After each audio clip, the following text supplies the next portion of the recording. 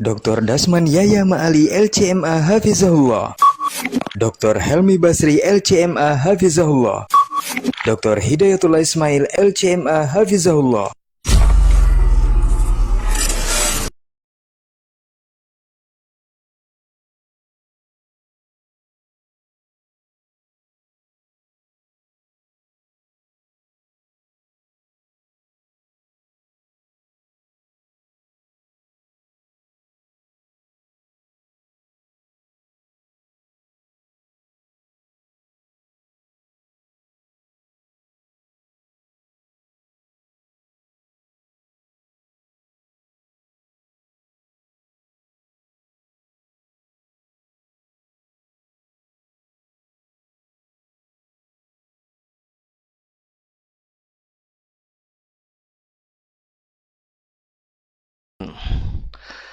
وأشهد أن محمدا عبده ورسوله الصادق الأمين صلى الله عليه وعلى أهله الطيبين وأزواج الطاهرات أمهات المؤمنين وأصحابه الكرام الغر الميامين والتابعين لهم بإحسان إلى يوم الدين.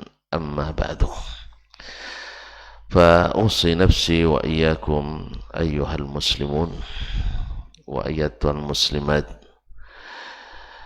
الحاضرين والحاضرات والمشاهدين والمشاهدات أو المستمعين والمستمعات بتقوى الله عز وجل رب الأرض والسماوات، فإنه قد فاز المتقون. يا أيها الذين آمنوا اتقوا الله حق تقاته ولا تموتن إلا وأنتم مسلمون. Bapak dan ibu-ibu, saudara dan saudari, kaum muslimin dan muslimat yang hadir di Masjid At-Taqwa Indosakinah Mawaddah Pekanbaru, ataupun yang mendengarkan melalui 91,1 FM atau yang menyaksikan melalui media dimanapun berada. Alhamdulillah, subuh ini Allah izinkan kita kembali menghirup nafas segar, melanjutkan kehidupan. Alhamdulillahillazi ahyana ba'dama amatana wa ilaihin nusur. Mudah-mudahan hari-hari ke depan semakin terbilang dan cemerlang sehingga kita menyudahi kehidupan ini dengan husnul khatimah hendaknya, amin. Oleh itu mari kita bersyukur kepadanya atas segala nikmat dan karunia yang diberikannya. Mudah-mudahan syukur kita menambah nikmat-nikmat baru yang sentiasa membuat kita bersyukur kepadanya. Salawat dan salam sama-sama pula kita ucapkan dan doakan untuk Nabi besar kita, Nabi Muhammad sallallahu alaihi wasallam, yang kepadanya kita banyak meminta petunjuk karena beliau yang telah diutus Allah Subhanahu wa taala untuk menjelaskan agama ini kepada kita dengan sejelas-jelasnya. Mudah-mudahan segala ilmu yang kita dapatkan dimudahkan untuk diamalkan. Segala berita yang dikabarkan dimudahkan untuk kita yakini dan kita sebarkan. Ma'asyarul kiram, selawat bersambung pula kepada para istrinya, keluarganya, anak keturunan dan cucunya, serta siapapun yang mengikutinya sampai hari berbangkit kembali. Kita bersama Imam Al-Bukhari rahimahullah melalui kitab Al-Adabu Al-Mufrad sampai pada bab yang ke-175. Qala al-Imam rahimahullah babu rahmatil iyal, bab tentang kasih sayang kepada keluarga. Bab kasih sayang kepada keluarga. Ma'asyarul kiram dirahmati Allah, kalaulah ada orang yang, kalaulah kita disuruh Allah Subhanahu wa taala untuk berkasih sayang dengan sesama hamba Allah, maka yang paling berhak untuk mendapatkannya dari kita adalah keluarga kita. Nah, di sini Imam Al-Bukhari rahimahullah ingin menyampaikan kepada kita bagaimana Nabi SAW menyayangi keluarganya, khususnya yang anak-anak kecil yang memerlukan belayan kasih sayang dari orang tua. Qala rahimahullah, haddatsana Harami ibn Habs, telah menceritakan kepada kami hadis ini Harami ibn Habs, itu Harami ibn Habs ibn Umar al-Yashkuri. Qala haddatsana Wahib, yaitu Wahib ibn Khalid ibn Ajlan al-Basri, thiqatun thabt. Qala, dia berkata, haddatsana Ayyub, telah menceritakan kepada kami hadis ini Ayyub.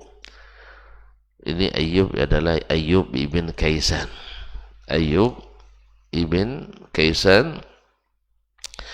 An Amri ibn Sa'id, dari Amr ibn Sa'id Al-Basri, Amr ibn Sa'id Al-Basri Al-Qasmili. An Anas ibn Malik, dari Anas ibn Malik ibn Nadhr Al-Ansari Al-Khazraji, khadimu Rasulullah sallallahu alaihi wasallam, pembantu Rasulullah sallallahu alaihi wasallam dan sahabat kecilnya. Beliau menjadi khadim atau membantu Nabi sejak Nabi hijrah ke Madinah. Ibundanya yang sangat cerdas, yang sangat mencintai Rasulullah sallallahu alaihi wasallam, menyerahkan Anas kepada Nabi sallallahu alaihi wasallam sejak Nabi datang ke Madinah dan sentiasa menjadi pembantu Nabi sampai Nabi wafat. Oleh sebab itu dia pun mendapatkan barakah dari dakwah atau dari doa Nabi sallallahu alaihi wasallam, yaitu diberikan rezeki yang barakah, umur yang panjang, serta anak-anak yang banyak. Sampai disebutkan di saat beliau meninggal umurnya 103 tahun, hanya 103 tahun, dengan anak lebih dari 100, tapi anak maksud cucu ya. Jadi dia saat meninggalnya sudah melihat lebih dari 100 anak-anak keturunannya. Banyak tuh Pak nih, masuk cucu pun banyak ya. Nah, walaupun masuk cucu, alhamdulillah. Tadi ada berapa? Baru 2.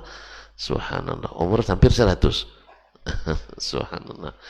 Kaum muslimin dan muslimat, semoga Allah SWT memberkahi apa yang Allah berikan kepada kita. Baik, Anas bin Malik tercatat juga salah satu dari 7 sahabat yang paling banyak memberikan hadis dari Nabi sallallahu alaihi wasallam. Karena tadi dia hari-hari bersama Nabi alaihi salatu wassalam, dan semua pengalamannya bersama Nabi ada pengalaman yang indah, seperti yang dia ceritakan, seperti tak pernah menyentuh tangan yang sehalus tangan Rasulullah sallallahu alaihi wasallam, dan tidak pernah mendapatkan seorang yang katakanlah majikan seperti Nabi alaihi salatu wassalam. Tak pernah memarahi, tak pernah membentak, dan tak pernah menunjukkan kekecewaan. Walaupun yang namanya anak kecil kadang-kadang ada juga hal-hal yang melalaikan yang dia lakukan, tetapi Nabi alaihissalatu wassalam selalu memakluminya. Kaum muslimin dan muslimat dirahmati Allah SWT. Anas menceritakan, kana Nabi sallallahu alaihi wasallam arhaman nasi bil iyal. Nabi sallallahu alaihi wasallam adalah orang yang paling penyayang bil iyal, dengan keluarga. Dan memang iyal maknanya keluarga, tapi pada umumnya al-iyal itu ada dimaksudkan adalah anak-anak keluarga yang perlu perhatian, yaitu anak-anak kecil. Jadi Nabi SAW adalah yang paling penyayang kepada anak-anak kecil. Jadi anak-anak kecil khususnya keluarga yang beliau tanggung. Dan dengan anak orang lain saja beliau sangat penyayang, apalagi kepada anaknya sendiri. Apa buktinya? Di antara yang dia sebutkan, wa kana lahu ibnun mustarda fi nahiyatil Madinah. Nabi SAW memiliki anak yang disusukan di pinggir kota Madinah. Jadi orang Arab dulu, dan ini merupakan budaya yang senantiasa mereka ini kan, dan bahkan Nabi SAW tidak mengingkarinya, yaitu biasa meminta anak-anak mereka disusukan oleh orang-orang lain, disusukan oleh orang lain, sehingga wallahu alam, menurut keyakinan orang dulu, anak yang disusukan orang lain cenderung lebih cerdas karena ada susu ibunya dan susu orang lain. Yang kedua, wallahu alam, untuk memperbanyak saudara, karena saudara sesusu sama dengan saudara senasab. Jadi kalau kita misalnya adik-adik sedikit dan ingin dapat keluarga banyak, minta mak kita menyusukan anak-anak tetangga atau anak keluarga yang lain, ya, supaya keluarga mahram kita semakin banyak gitu. Misalnya kan sekarang di negeri kita ini, kalau khususnya ya kita yang di sini, kalau sepupu anak bibi kita kan dianggap mahram ya, kan dianggap mahram itu. Ibu kita adik-adik, lalu kita dianggap mahram. Ya, orang tidak khawatir lagi, padahal haram. Ya, bukan mahram itu, tapi diharamkan untuk bersama. Maka kalau memang seperti itu, sebenarnya alasan disebut mahram itu sebenarnya punya alasan historis, yaitu dulu orang sesuku itu serumah. Sesuku itu ada rumah besar, rumah godang. Jadi di situ tinggal orang-orang yang sepupu-sepupu tinggal di situ. Mereka dulu bekerja suka batobo, atau batobo itu nggak tahu ya. Suka kerja kalau mengolah sawah atau ngolah kebun itu beramai-ramai. Selesai, ya kerjasama. Kalau di kampung saya namanya batobo. Batobo artinya kerja bersama. Jadi misalnya hari ini ladang si fulan dikerjakan beramai-ramai. Jadi memang kadang sehari selesai, kadang setengah hari selesai semuanya. Pindah lagi ke ladang sebulan, dan biasalah yang namanya kerja beramai-ramai itu semangat. Apalagi makannya lebih semangat juga. Nah, iya. Dan berkah, ada kebersamaan di situ. Nah, biasanya yang bekerja meninggalkan anaknya. Nah, yang sedang dalam kondisi berhalangan untuk pergi, seperti ibu yang menyusui kan tak mungkin ikut kan, yang baru melahirkan. Nah, di antara anak yang tinggalkan ada yang masih menyusu ada. Nah, itulah mereka menyusukan anak-anak tersebut, sehingga bercampurlah anak-anak ini yang disusukan dengan yang tidak disusukan. Akhirnya pada tetua adat dulu membuat kebijakan yang sesuku tidak boleh menikah karena kebanyakannya sepersusuan. Nah, itulah alasannya. Tapi di saat ini tidak bisa lagi. Pasalnya apa? Masing-masing sudah punya rumah. Adik-adik aja tidak boleh serumah lagi kan sekarang kan? Adik-adik kan tidak boleh lagi serumah sekarang.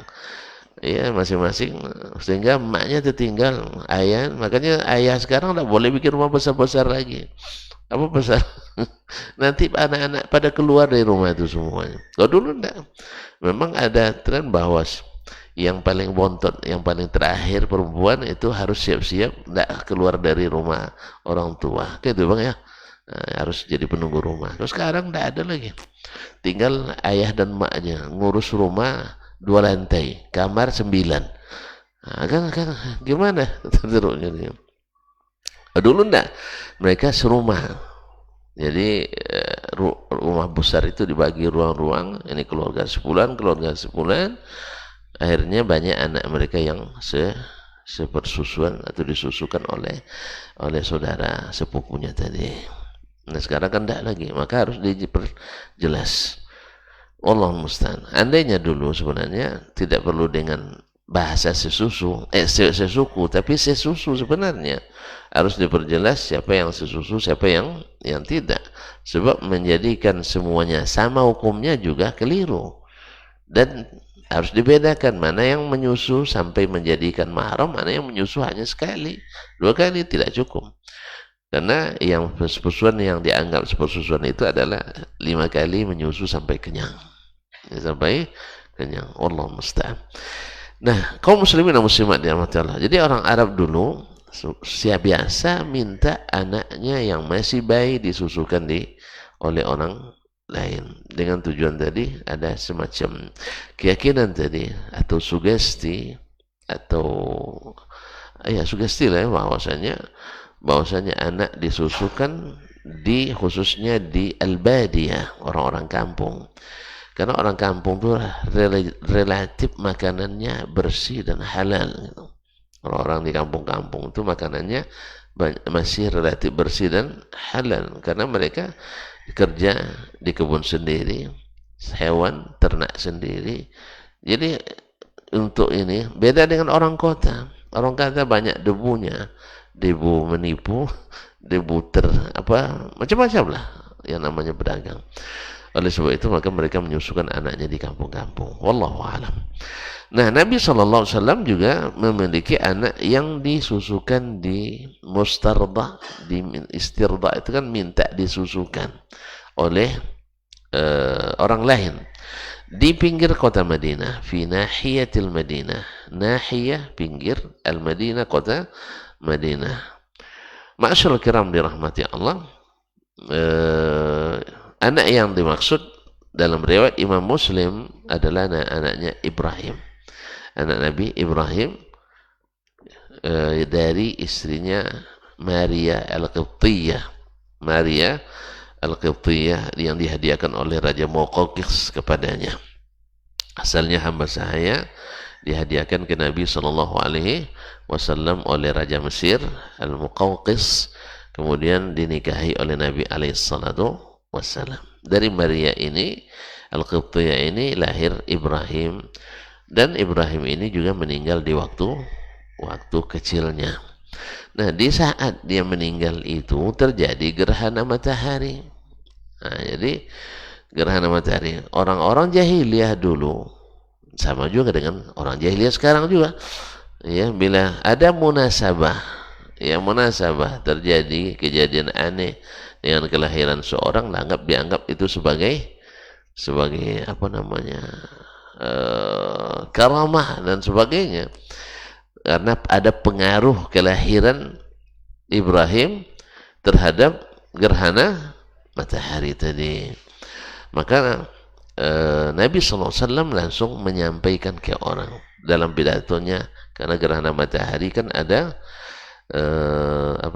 gerhana matahari itu ada solat gerhananya, lalu ada khutbahnya. Nabi sampaikan, inna syamsa wal qamara ayati min ayatillah, sesungguhnya matahari dan bulan hanya tanda-tanda kebesaran Allah. Dia itu la tukhsaf limauti ahadin wala liwiladatih. Dia tidak gerhana karena kematian seseorang atau karena kelahiran seorang. Tidak ada hubungannya. Tidak ada hubungannya, kata Nabi SAW. Dia hanya tanda kebesaran Allah, supaya keyakinan itu tidak melekat pada orang. Sebab subhanallah ya, padahal ini di zaman sahabat, yang tuan-tuan sendiri tahulah, sahabat itu didikan Nabi SAW, tapi Nabi takut. Karena memang banyak dimulai kesyirikan itu dari hal-hal yang dimistiskan. Ya, dimistiskan. Nampak kuburan, terbit cahaya dari situ, padahal rupanya mobil lewat di situ. Tapi orang dalam keadaan takut. Orang kan di kuburan kan takut lahirnya. Coba Kita di Indonesia ini rata-rata lewat kuburan, iya kan? Angker kan? Ya, kalau di sana tidak ada kuburan angker memang. Itu bedanya orang yang subhanallah tauhid itu merata di masyarakat dengan mistis merata di masyarakat. Ya kalau di luar sana orang jarak kubur malam hari. Kuburan juga terang memang. Kemudian tidak dibangun apa namanya, tidak ada dibina. Ini tidak dibuatkan sudung-sudung juga di situ. Dibuatkan apa? Jadi banyak tempat sarang-sarang hantu di situ jadi. Iya kan dibuatkan, dipayungin, dikelambuin, di apa lagi?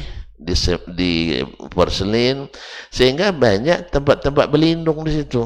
Jadi kadang berkelebat bayangan dikira hantu. Kadang hanya bayangan aja. Di sana kan kuburan rata-rata apa namanya tanah saja dan tidak boleh ditinggikan lebih dari sejengkal. Ya, tidak ada.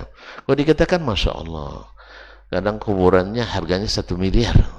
Masya Allah, bantuan dari Pemda dan subhanallah, karena bisa menjadi sumber PAD, pendapatan asli Dayan. Iya, pendapatan asli Dayan gitu. Allah musta'an. Akhirnya kan kalau yang namanya perselin seperti itu ditebak oleh cahaya akan berkilau, nampak berkilau, bercahaya kuburan Syekh itu katanya. Ya, rupanya ditembak oleh oleh lampu mobil lewat, nampak bercahaya. Apa sebab? Dia tidak sempat meneliti, pas nampak cahaya langsung lari dia. Nah, akhirnya jadi kuburan keramat. Itu masalahnya. Jadi Nabi SAW jelaskan, jangan gara-gara ini nanti mereka menjadikan Ibrahim sebagai atau hari kematian Ibrahim diperingati nanti sebagai hari keramah dan sebagainya. Karena memang di situ kaum muslimin, Nabi SAW katakan bahwa matahari dan bulan adalah tanda kekuasaan Allah. La tankashifan atau la tankhasifan limauti ahadin atau liwaladati. Tak terjadi bukan karena kelahiran atau kematian, tidak ada kaitan. Kalaupun terjadi itu hanya sekedar kebertepatan takdir Allah SWT terjadi di saat dia lahir. Kalau tidak nanti tidak mungkin. Setiap gerhana pasti ada orang lahir hari itu. Atau tahu tidak, setiap menit sekarang ada orang lahir di dunia ini. Ada yang mencatat berapa orang sehari lahir sekarang? Hah? Pokoknya setiap menit pasti ada orang lahir dan orang-orang ada yang meninggal. Nanti pas gerhana, lahir anak Dasman. Masya Allah, keramat Ustaz tuh ya. Pas anaknya lahir terjadi gerhana matahari. Nah, Nabi tutup pintu ini sebab sebagian besar dari syirik terjadi akibat mengkultuskan sesuatu berlebihan. Maka Nabi SAW katakan jangan. Ya, karena pas waktu pas Ibrahim anak Nabi SAW meninggal, langsung terjadi gerhana matahari dan orang-orang pun bisik-bisik ada hubungannya atau tidak. Maka Nabi jelaskan tidak ada hubungannya sama sekali. Kaum muslimin dan muslimat dirahmati Allah SWT. Wa kana dhi'ruhu qainan. Wa kana dhi'ruhu qainan. Al-dhi'ru itu adalah disebut sebagai suami suami orang yang menyusukan, itu disebut dhi'r. Dhi'r siapa? Dhi'r anak yang disusukan. Paham saya? Jadi bapak susuan itu disebut dengan al-dhi'ru. Jadi wa kana dhi'ruhu, bapak susuannya Ibrahim itu qainan, yakni haddadan, tukang besi. Nah, jadi suami dari ibu yang menyusukannya itu, yaitu dhi'ru Ibrahim itu adalah qainan, tukang besi atau pandai besi. Kalau sekarang pandai besi tukang las ya, atau tukang bikin pisau, parang, tombak dan sebagainya. Tentu kalau yang nama tukang besi banyak main api. Kalau banyak main api, banyak asap. Banyak asap. Kalau banyak asap bikin sesak napas. Makanya jangan banyak main jangan banyak main api. Tidak tahu tuntun mana main api. Kan banyak orang main api di mulut, main api juga. Kadang di belakang istri main api juga, membuat sesak napas. Nah, jadi suami atau suami ibu penyusunya itu adalah seorang pandai besi. Wa kunna na'tihi. Anas menceritakan, kami sering datang ke rumahnya itu bersama Nabi sallallahu alaihi wasallam. Karena Anas tadi pembantu Nabi alaihi salatu wasallam, dia sering datang bersama Nabi alaihi salatu wasallam ke tempat tersebut. Wa qad dakhana al-baita bi idkhir. Dia sudah mengasapkan rumah dengan membakar al-izhir. Al-izhir itu adalah sejenis tumbuhan yang dulu sering dipakai oleh orang Arab itu untuk menguburkan bayi sebagai pembatasnya tadi. Jadi dia menguburkan bayi, menguburkan orang mati di lahannya itu dibuat. Sekarang kan papatnya, nah, itu sebagai batasnya itu adalah al-izkhir, dan juga digunakan sebagai atap rumah-rumah mereka. Jadi semacam rumput yang bisa digunakan untuk itu, dan juga dipakai sebagai tadi Pak, untuk menghidupkan api. Wa qad dakhana al-baita bi izkhir fayuqabbiluhu. Lalu Nabi SAW menemui anaknya Ibrahim, fayuqabbiluhu wa yasummuhu. Lalu dia menciumnya, ya, yuqabbiluhu, menciumnya, dan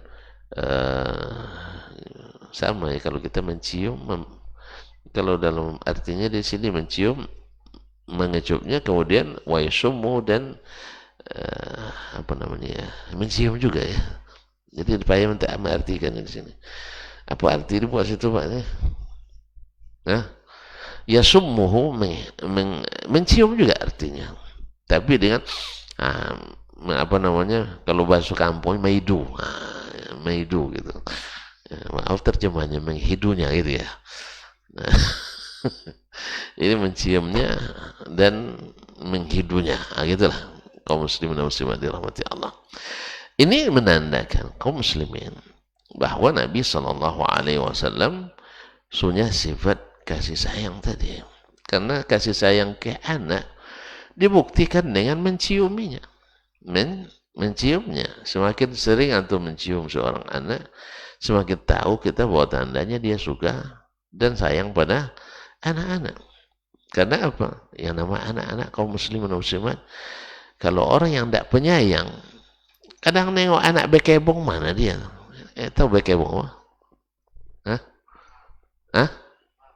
Kumal ya, gitu. Bekebong. Kalau bahasa kampungnya berkebong. Artinya tidak terurus. Artinya ya anak-anak lamanya banyak mainnya. Makan es krim ada berlumuran mukanya, atau main debu naik ke atas kepalanya dan sebagainya. Nah, tapi orang yang penyayang itu hilang dari kamus jijiknya. Yang namanya anak itu apalagi kalau anaknya udah bersih dan dimandikan oleh emaknya. Biasanya bapak-bapak itu kalau sudah mandi anaknya dia yang pegang. Tapi kalau masih kotor pergi sama ibu. Itulah bapak-bapak ini suka yang bersih-bersih aja ya. Makanya ibu-ibu juga harus paham, kalau pulang bapak-bapak harus kan bapak-bapak ini suka yang bersih-bersih. Kalau udah kotor-kotor nanti suruh sama mak itu. Nah, jadi sebenarnya para istri juga harus paham ketika suaminya pulang, mesti dalam keadaan sudah bersih dan servis, supaya sayangnya datang. Pasti itu kalau udah bersih pasti dia sayang. Kalau sayang agak titik-titik lah. Nah, sayang dicium dan ini. Masyaallah kiram dirahmati Allah. Jadi wa yuqabbilu yasummu, Nabi menciumnya, mengecup dan menciuminya anak tersebut. Subhanallah. Inilah kaum muslimin dan muslimat dirahmati Allah, seperti yang juga dalam hadis-hadis lain disebutkan bahwa Nabi menjadikan tanda sayang itu dengan menciumi anak. Datang seorang Aqra' ibn Habis, seorang badui, datang ke Nabi SAW. Dia melihat Nabi menciumi anak cucunya Hasan dan Husain atau Umamah waktu itu. Lalu orangnya heran. Aqra' ibn Habis kan baru masuk Islam di Fathu Makkah. Dia bilang, ya Rasulullah, inna li asra minal aulad. Saya punya 10 anak, ma qabbaltuhum. Tidak pernah saya ciumi sekalipun. Jangan-jangan istrinya juga tidak diciumnya. Allah musta'an. Kaum muslimin dan muslimat. Maka Nabi katakan, man la yarham, la yurham. Siapa yang tak penyayang, takkan disayang. Dan itu terbukti kaum muslimin dan muslimat. Orang tua yang dekat dengan anaknya, anaknya akan selalu mengingatnya. Tapi kalau orang tua yang jauh dengan anaknya, tidak pernah menciuminya, anak pun akan renggang dengannya. Yang suka mencium aja kadang renggang juga, ya kan? Ya gara-gara subuh udah pergi, pulang malam, saya termasuk korbannya nih sih. Itu bahasa ciumnya setelah tidur aja kan. Ya, setelah tidur dan ketika bangunkan tadi sebelum subuh dibangun dia cium. Nah, Allah musta'an. Atau ngantar sekolah. Baik, qala al-Imam Al-Bukhari rahimahullah, hadis yang kedua dalam bab ini, haddatsana Abdullah ibn Muhammad.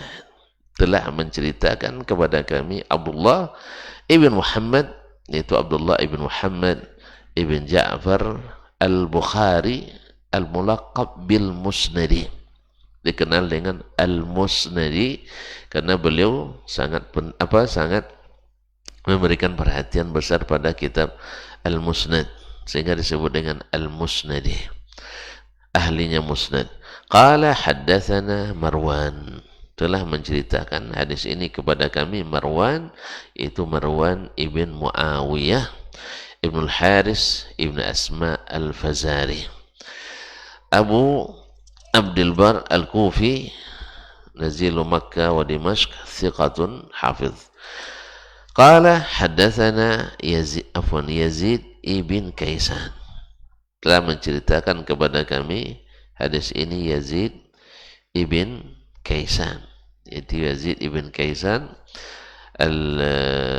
al-Kufi, an al-Kufi al-Yashkuri al-Kufi, an Abi Hazim, dari Abu Hazim al-Madani, an Abi Hurairah, dari Abu Hurairah Abdurrahman ibn Sakhar ad-Dawsi, sahabat Nabi yang paling banyak meriwayatkan hadis dari Nabi sallallahu alaihi wasallam.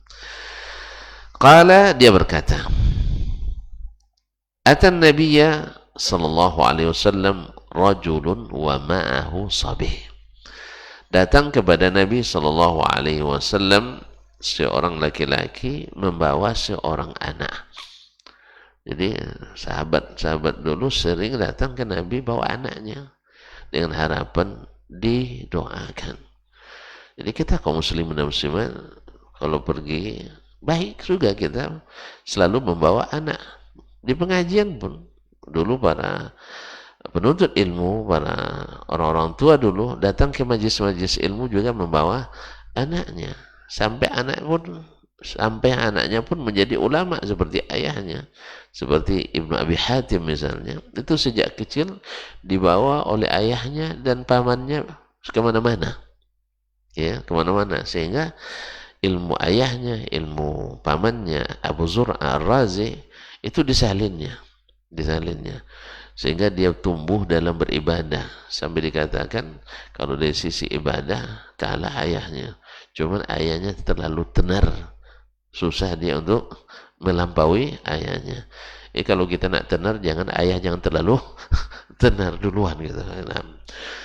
Ya, kalau saya kan untung saya sebab ayah saya tidak terkenal gitu, akhirnya tidak terlalu payah. Kalau sempat ayah saya dulu orang terkenal, payah juga kan. Allah musta'an. Tapi jangan doakan ayah datang. Nah, semuanya ada kebaikan. Tapi Ibn Abi Hatim rahimahullah ta'ala, karena memang Allah berikan kelebihan itu sehingga dia pun menjadi dikenal seperti dikenalnya ayah dan pamannya tadi. Jadi datang ke Nabi SAW seorang laki-laki membawa anak kecil. Faja'ala yadhummuhu ilaih. Nah, orang itu yadhummu ilaihi, yaitu memeluk anaknya tadi. Masya Allah, Masya Allah. Faqala Nabi SAW. Lalu Nabi SAW melihat itu, Nabi terjun ya. Atarhamu, kamu sayang kepadanya? Ya, Nabi menanyakan, kamu memeluk anak itu kan tanda sayang kepadanya? Qala na'am. Benar ya Rasulullah. Qala fallahu arhamu bika minka bihi. Ketahuilah, karena kau sayang, Allah lebih sayang kepadamu dari kau sayang kepadanya. Masya Allah, balasan dari Allah selalu lebih dari yang kita beri. Oleh sebab itu tidak boleh khawatir atas balasan Allah SWT. Sayang kita kepada anak-anak, khususnya anak kita sendiri, maka Allah pasti lebih sayang kepada kita sebagai balasan tadi. Karena memang berlaku al-jaza' min jinsil amal. Seperti apa kita berbuat, seperti itu pula dapat balasan. Makanya lihat kaum muslimin, sayang kepada orang Islam, sayang kepada saudara, ini juga akan Allah balas dengan sayang yang lebih daripada sayangnya Allah kepada mereka. Oleh sebab itu menjadi penyayang itu menguntungkan terus. Karena Allah menjadikan, Allah sayang kepada orang yang suka penyayang. Oleh sebab itu, maka seseorang harus berusaha selalu menjadi orang-orang yang penyayang. Wa huwa arhamur rahimin, dan Allah adalah yang paling penyayang dari semua yang penyayang. Masya Allah, tabarakallah. Hadis ini menunjukkan bagaimana kedekatan Nabi SAW dengan anak-anak. Yang kedua, Nabi selalu mengapresiasi orang-orang yang sayang kepada anak-anak. Yang ketiga, bahwa di antara sifat Allah adalah sifat penyayang.